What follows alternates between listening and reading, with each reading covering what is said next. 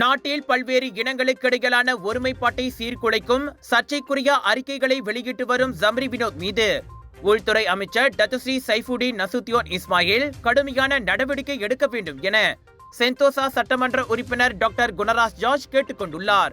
இந்துக்களை இழிவுபடுத்தும் வகையிலும் இன பதற்றத்தை தூண்டும் வகையிலும் சமூக வலைதளங்களில் ஜம்ரி வினோத் பதிவேற்றம் செய்துள்ள அறிக்கையை தாம் வன்மையாக கண்டிப்பதாக குணராஜ் தெரிவித்தார். அவரது அறிக்கை இந்து சமூகத்தின் சமய பழக்க வழக்கங்களை குறைத்து மதிப்பிடுவது மட்டுமின்றி சீஃபீல் கோயில் விவகாரத்தின் போது தீயணைப்பு வீரர் அடிமரணத்துடன் இணைப்பது மலேசியாவின் இன நல்லிணக்கத்தை சீர்குலைக்கும் செயலாக உள்ளதாக ஸ்லாங்கோர் மந்திரி பசாரின் மக்கள் தொடர்பு அதிகாரியுமான குணராஜ் வெளியிட்ட அறிக்கையில் தெரிவித்துள்ளார். மலேசியா பல இன மற்றும் பல சமயங்களை கொண்ட நாடாக இருப்பதால் பல்வேறு பின்னணியில் உள்ள மக்களிடையே நல்லிணக்கமும் ஒற்றுமையும் எப்போதும் பேணப்பட வேண்டும். சினமூட்டும் அவதூறான அல்லது தேசிய பாதுகாப்பிற்கு அச்சுறுத்தலாக இருக்கும் எந்த ஒரு அறிக்கையும் சமரசம் இல்லாமல் உடனடியாக கையாளப்பட வேண்டும்.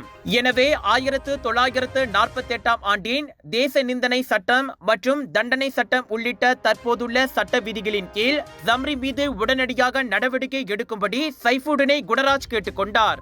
இந்த தேங்காய் எண்ணெய் சமையல்ல அப்படின்னு ஸ்பெஷல் இருக்கு. கேரளாவிலிருந்து தயாரிக்கப்பட்ட ரேனாயூர் சமையல் தேங்காய் எண்ணெயில சமையல் செஞ்சு சாப்பிட்டா தரமாவும் இருக்கும், அறுசுவையாவும் இருக்கும்.